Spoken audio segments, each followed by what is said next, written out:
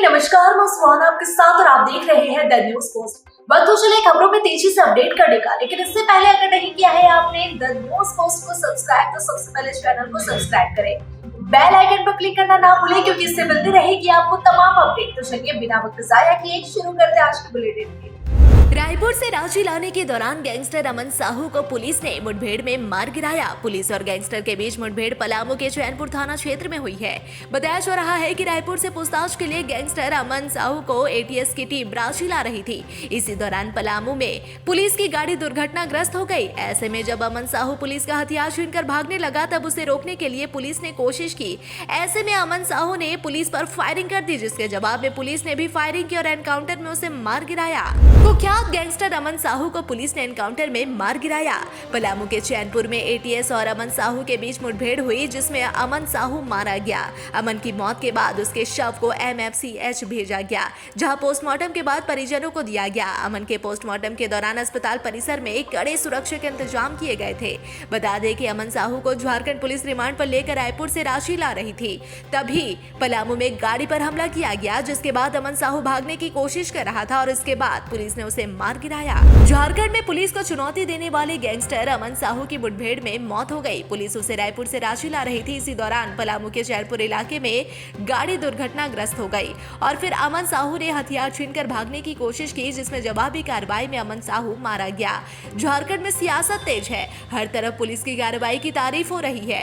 नेता प्रतिपक्ष बाबूलाल मरांडी ने कहा कि अपराधियों की यही नीति है, आखिर वे पुलिस को चुनौती दे रहे थे, कब तक खेलते रहेंगे। पुलिस ने कार्रवाई कर उन्हें मार गिराया। उन्होंने कहा कि पुलिस ने अच्छा काम किया। जो लोग कानून व्यवस्था के लिए चुनौती बन जा रहे हैं उनसे सख्ती से निपटने की जरूरत है। मंत्री संदीप कुमार सोनू ने कहा कि झारखंड में कानून का राज है और पुलिस अपने तरीके से लड़ रही है।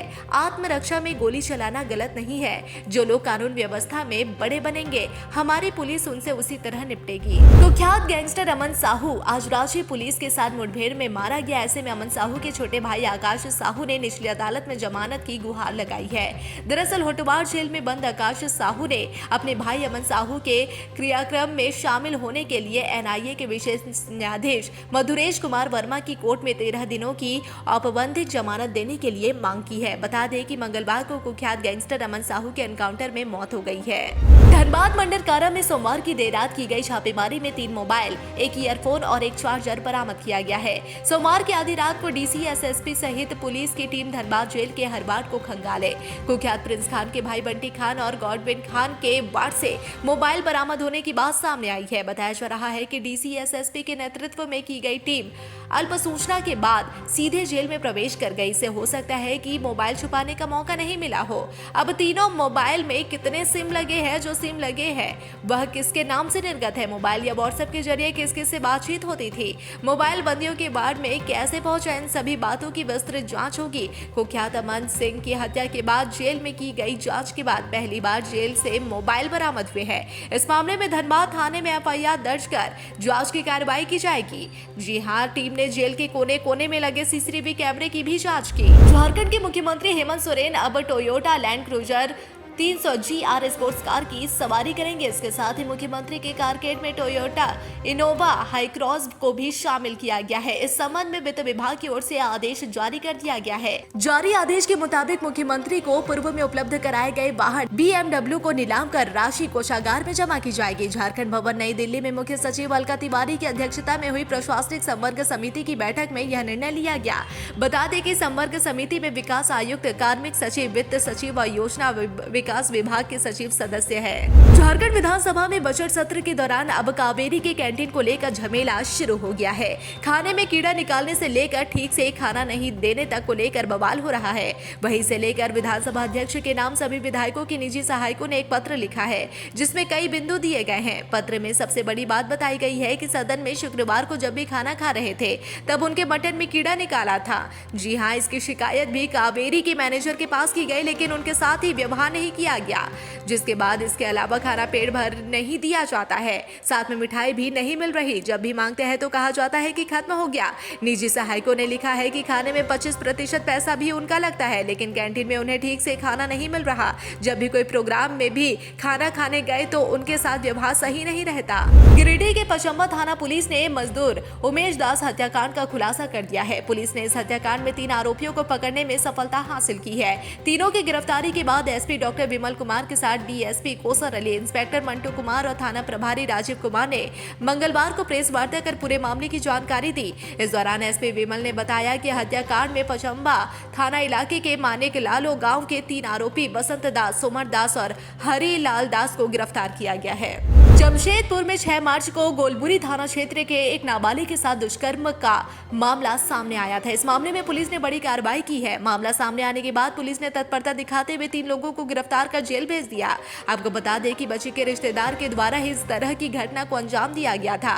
सिटी एसपी कुमार शिवाशिष ने जानकारी देते हुए कहा कि बच्ची के मुंह बोले मामा ने ही बच्ची के साथ दुष्कर्म किया था। इस मामले में 2 और रिश्तेदार के द्वारा ही सहयोग किया गया था, जिन्हें गिरफ्तार किया गया है।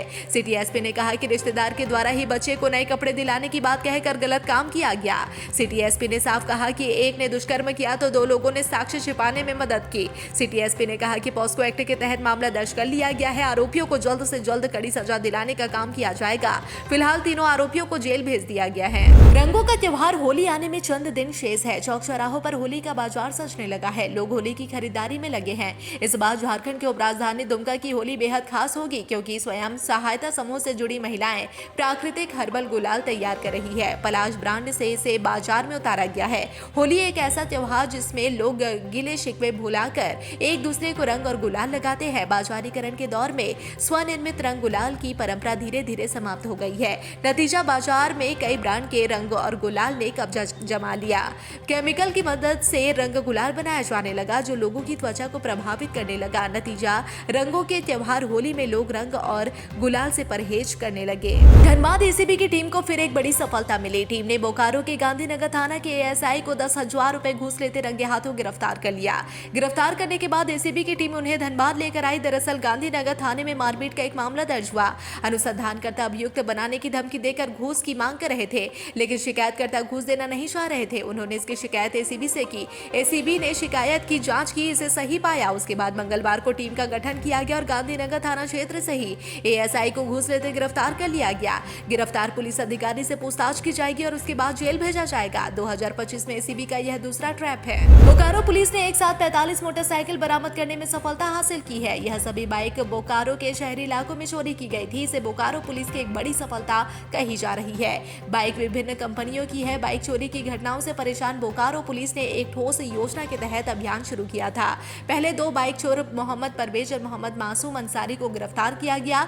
उसके बाद उसके निशानदेही पर छुपा कर रखी गई 45 बाइक भी बरामद कर ली गई। यह सभी बाइक कोयला क्षेत्र में बेचने के लिए छुपा कर रखी गई थी। दरअसल अवैध कोयला ढोने के लिए कोयला क्षेत्र में चोरी की बाइक का धड़ल्ले से इस्तेमाल होता है।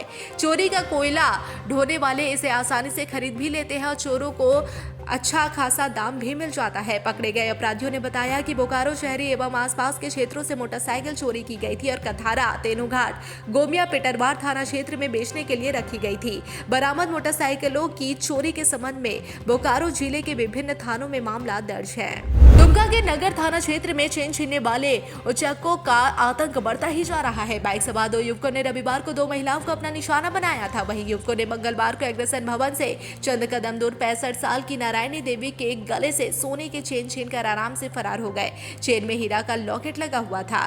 3 दिन में 2 असली और एक नकली चेन की छिनताई के बाद जेवर पहनकर निकलने वाली महिलाओं में दहशत है। महिला की शिकायत के बाद नगर थाना की टीम ने स्थल पर जाकर जांच की। घटना की वारदात सीसीटीवी में कैद हो गया, जिसे पुलिस खंगाल रही है। सीसीटीवी फुटेज में दिख रहा है कि जिन युवकों द्वारा रविवार की चेन की छिनताई की गई थी, वहीं दोनों युवक आज भी घटना को अंजाम दे रहे हैं। जी हां, बता दें कि 2 में से एक युवक वही टी शर्ट पहने हुए है जो टी शर्ट रविवार को पहना था। पुलिस दोनों युवक की तलाश के लिए इधर उधर दौड़ लगा रही है। अखिल भारतीय विद्यार्थी परिषद डॉक्टर श्यामा प्रसाद मुखर्जी विश्वविद्यालय इकाई के द्वारा होली मिलन समारोह रंगोत्सव 2025 कार्यक्रम का भव्य आयोजन किया गया। कार्यक्रम में मुख्य रूप से सुप्रसिद्ध भोजपुरी गायक रितेश पांडे और लोकप्रिय नागपुरी गायक नितेश कश्यप सहित कई स्थानीय कलाकारों ने पारंपरिक होली गीत की प्रस्तुति दी। कार्यक्रम के प्रारंभ में अखिल भारतीय विद्यार्थी परिषद के क्षेत्र संगठन मंत्री याज्ञवल्क्य शुक्ला जी, रितेश पांडे जी, डॉक्टर श्यामा प्रसाद मुखर्जी विश्वविद्यालय के कुलपति तपन कुमार शांडिल्य जी सहित कई गणमान्य जनों के द्वारा दीप प्रज्वलित कर विधिवत उद्घाटन किया गया। षष्ठम झारखंड विधानसभा के द्वितीय बजट सत्र के आज की कार्यवाही समाप्ति के उपरांत झारखंड विधानसभा परिसर में होली मिलन समारोह का आयोजन किया गया। इस होली मिलन समारोह में विधानसभा अध्यक्ष रविंद्रनाथ महतो, मुख्यमंत्री हेमंत सोरेन समेत अन्य मंत्रीगण एवं सत्ता पक्ष व विपक्ष के विधायकगण उपस्थित रहे। इस अवसर पर सभी ने एक दूसरे पर फूलों की बारिश और अबीर गुलाल लगाकर पवित्र त्योहार की हार्दिक बधाई एवं शुभकामनाएं दी। इस अवसर पर मुख्यमंत्री हेमंत सोरेन ने समस्त झारखंड वासियों को पवित्र त्योहार होली की बधाई एवं शुभकामनाएं दी। मुख्यमंत्री ने होली मिलन समारोह के बाद मीडिया के प्रतिनिधियों को संबोधित करते हुए कहा कि होली का त्योहार निकट है। रंगों के इस त्योहार को हम सभी लोग उत्सव के रूप में मनाना शुरू कर चुके हैं। मुख्यमंत्री ने कहा कि मैं अपनी और राज्य सरकार की ओर से आप सभी को होली की हार्दिक बधाई एवं शुभकामनाएं देता हूं। जमशेदपुर हजारीबाग के एनटीपीसी में पदस्थापित डीजीएम पद पर कुमार गौरव को अपराधियों ने गोली मारकर हत्या कर दी थी, जिसके विरोध में जमशेदपुर में पदस्थापित सभी विभाग के अभियंताओं ने कैंडल मार्च निकाला। सरकार आरोपियों पर जल्द कार्रवाई की मांग की, साथ ही सरकार से अभियंताओं की सुरक्षा की भी मांग की। अभियंताओं का कहना है कि राज्य के विकास में अभियंताओं की अहम भूमिका होती है, मगर इस प्रकार अपराधियों द्वारा अभियंता की हत्या किसी हाल में राज्य के अभियंता बर्दाश्त नहीं करेंगे। उन्होंने साफ कहा कि अपराधियों को जल्द गिरफ्तार कर उन्हें कड़ी से कड़ी सजा दी जाए और अन्य अभियंताओं की सुरक्षा सरकार सुनिश्चित करे। जल्द ही कड़ी कार्रवाई नहीं हुई तो राज्य के सभी अभियंता आंदोलन करेंगे। मजदूर उमेश दास हत्याकांड का खुलासा गिरिडीह के पचम्बा थाना पुलिस ने करते हुए 3 आरोपियों को दबोचने में सफलता हासिल की है। तीनों की गिरफ्तारी के बाद एसपी डॉक्टर विमल कुमार के साथ डीएसपी कोसर अली, इंस्पेक्टर मंटू कुमार और थाना प्रभारी राजीव कुमार ने मंगलवार को प्रेस वार्ता कर पूरे मामले की जानकारी दी।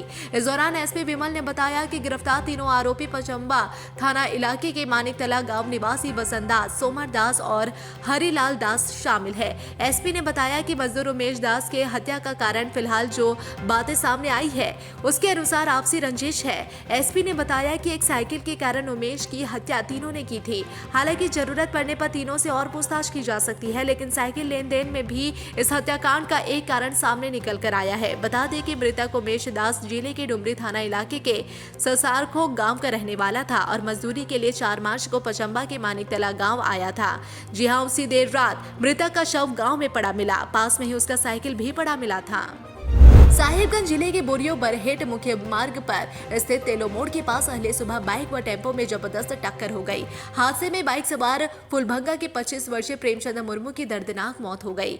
साथ ही बाइक के पीछे बैठा सिमोन हासदा गंभीर रूप से घायल हो गया। तीसरा सवार गंगाराम सोरेन भी आंशिक रूप से घायल है। अन्य घायलों में टेम्पो सवार शीला पहाड़िन सड़क हादसे में अब तक 23 की मौत हो चुकी है। जिला में इन दिनों सड़क हादसा बढ़ा है। आंकड़ों के मुताबिक इस साल अब तक 23 लोगों की मौत हो चुकी है। अधिकांश हादसा साहिबगंज गोविंदपुर एक्सप्रेस रोड पर हुआ है। उधर विभाग का दावा है कि सड़क हादसे को कम करने के लिए लगातार अभियान चलाया जा रहा है। गिरिडीह के गावा थाना क्षेत्र के गावा सतगावा मेन रोड पर बंगाली बाड़ा के पास सड़क दुर्घटना में एक छात्रा की मौत हो गई। जी हां, 2 बच्चे गंभीर रूप से इस हादसे में घायल हुए हैं। घटना के संबंध में बताया जाता है कि जोड़ासीमा निवासी रश्मि कुमारी, गुलशन कुमार व प्रीति कुमारी उच्च विद्यालय सेरवा से 8वीं की बोर्ड परीक्षा देकर एक ही बाइक से घर लौट रहे थे। इसी दौरान बंगाली बाड़ा के पास विपरीत दिशा से आ रही एक अन्य बाइक ने उन्हें टक्कर मार दी। टक्कर के बाद बाइक पर पीछे बैठी प्रीति कुमारी सड़क पर गिर गई। घटनास्थल से गुजर रही एक बस ने प्रीति को कुचल दिया, जिससे घटनास्थल पर ही उसकी मौत हो गई। वहीं रश्मि कुमारी व गुलशन कुमार गंभीर रूप से घायल हो गए। रश्मि कुमारी के दाएं पैर की हड्डी टूटकर बाहर निकल गई, जबकि गुलशन कुमार के माथे में गंभीर चोट आई है। घटना के बाद सभी घायलों को गावा पुलिस सामुदायिक स्वास्थ्य केंद्र गावा ले आए, जहां डॉक्टर ने प्राथमिक उपचार कर बेहतर उपचार के लिए सदर अस्पताल गिरिडीह रेफर कर दिया। झारखंड पुलिस के नाक में दम करने वाला गैंगस्टर अमन साहू मुठभेड़ में मारा गया। छत्तीसगढ़ से पुलिस अमन को लेकर रांची आ रही थी, थी। इसी बीच पलामू में चैनपुर थाना क्षेत्र में अमन की गाड़ी पर बम से हमला किया गया। इस दौरान गाड़ी दुर्घटना की शिकार हो गई और इसी बीच ही अमन साहू भागने की कोशिश करने लगा। हथियार छीनकर फायरिंग की, जिसमें एक जवान भी घायल हुआ है। इसी बीच पुलिस जवानों ने जवाबी कार्रवाई की और गाड़ी से निकलकर भाग रहे अमन पर फायरिंग की गई, जिसमें अमन की मौके पर ही मौत हो गई। वहीं इस घटना के बाद पलामू पुलिस ने प्रेस रिलीज जारी किया। वरीय पदाधिकारी के निर्देशानुसार टीम गठित कर आवश्यक कार्रवाई के लिए अनुसंधान भार विशेष अनुसंधानक सुरेश राम पुलिस निरीक्षक शहर अंचल को सौंपा गया है। घटनास्थल का निरीक्षण प्रतिनियुक्त दंडाधिकारी अंचलाधिकारी सदर की उपस्थिति में एफएसएल, बीडीडीएस और डॉग स्क्वाड की टीम के साथ विधिवत फोटोग्राफी वीडियोग्राफी किया गया है। पूरे मामले पर गहनता से जांच की जा रही है। सोमवार की शाम अनुमंडलीय अस्पताल हुसैनाबाद में इलाज के दौरान एक महिला की मौत के बाद परिजनों ने अस्पताल में बवाल काटा।